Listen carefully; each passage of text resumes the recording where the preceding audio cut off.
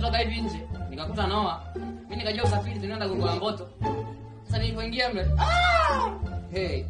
Kuta wazee mle ndani, watu wameshiba. Ingia mle, nikakosa seat. Nenda tafuta seat pale ingata kwenye engine.